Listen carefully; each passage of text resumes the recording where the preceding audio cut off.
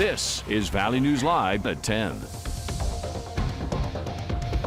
Good evening and thanks for joining us. Heavy rain is pushing through the valley. Summer is here now with details on which parts of the region was already hit hardest. Summer. Thanks, Nishay. It's been a busy day in the weather department. We started off early this afternoon with rain and thunderstorms and tornado warnings across the valley. But we did have a fun roll cloud roll on through South Fargo earlier today. This was around 2 to 3:30 this afternoon. I was able to get a great time lapse of it. A couple pictures were sent in as well. But after that initial roll cloud rolled right on through, we had some heavy rain, and that continued throughout much of our day.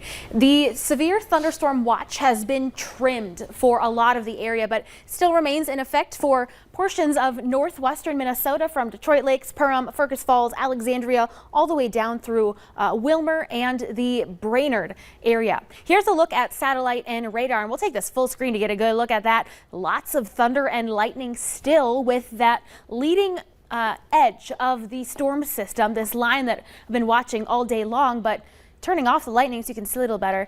We currently have no severe thunderstorm warnings. This line outran itself, so it's running into air that is more stable and not as conducive to severe weather. We are still seeing some areas of heavy rain through central North Dakota. We're about to see some of that heavier rain exit the Fargo area and give us a little bit of drier conditions. But Nishay, in your hour-by-hour forecast coming up, I'll let you know a few rainfall reports, a few storm reports, and when this will finally all be out of here.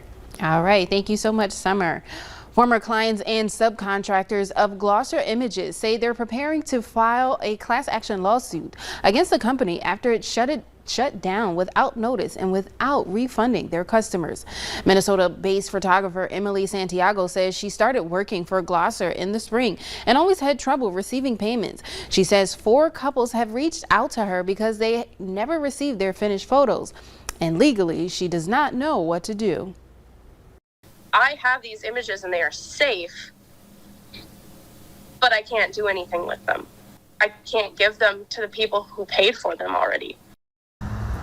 As of this evening, more than 75 people have joined a list to form a class action suit. Jack Gloucester's new attorney says this wasn't malicious and the pandemic's economic impact on the business was just far too great. This is a reality of business. Sometimes they close, sometimes they don't work as anticipated. There's nothing evil, there's nothing premeditated. O'Keefe says they've reached out to the North Dakota Attorney General's office and says his firm has yet to hear back. He also says they're coming up with a plan over the next few days.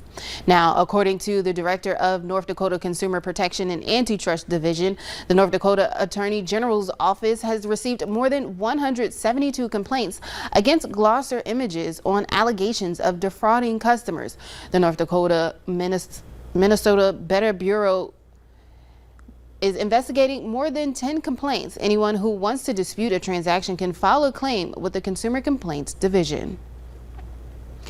A state lawmaker from Wahpeton is accused of misdemeanor theft in Bottineau County, and he says he believes the accusation is fabricated.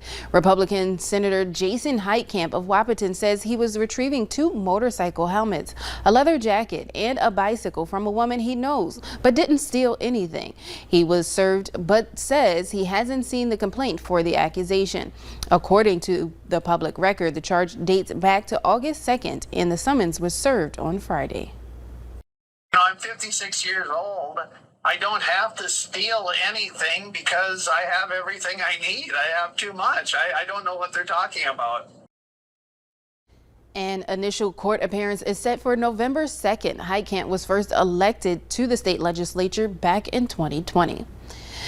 An 18-year-old driver is facing DUI charges after crashing his vehicle into a fence on the property of a home in the area of 14th Street and 16th Avenue South in Moorhead. Police say they responded to the single vehicle crash just before 11 p.m. last night. According to the incident report, a witness stated a person was lying next to the vehicle with possible injuries. Authorities say the investigation showed speed and alcohol were contributing factors. The driver was taken to a local hospital to be treated for life-threatening injuries. He faces several charges, including fourth-degree DUI, reckless driving, and for possession of a replica firearm. Around 100 people from the surrounding community of Parham came together this morning to help a nationwide nonprofit give back to a local veteran. Valley News Live's Aaron Walling has more. Yeah, this is Parham. Like, you look behind us, this is Parham. They always show up. Over 100 people came out to help with outdoor projects along with the Homes for Our Troops organization as a home is being built for an injured veteran. And Lucas Schmitz and his family are gracious on the support they have received.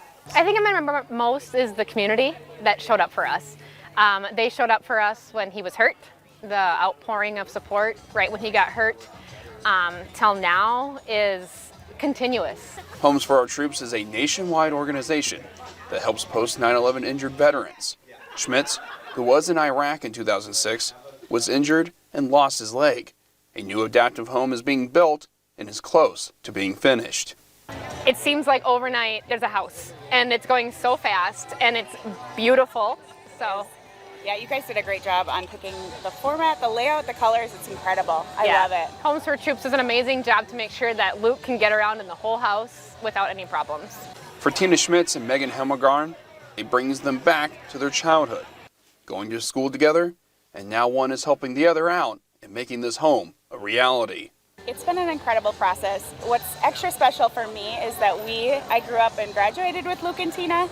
So just to see like the start of their relationship all the way to like this tremendous event and home is overwhelming and awesome. In Parham, Aaron Walling, Valley News Live. Later on Valley News Live at 10, the local theater community in the FM area is coming together to support one of their own during her time of need. Rain is continuing to fall here in Fargo, and we'll see some periods of rain through the overnight hours and temperatures remaining fairly steady. And in Grand Forks, the rain continuing as well, potentially becoming heavier. I have a couple of tornado reports to show you coming up right after the break.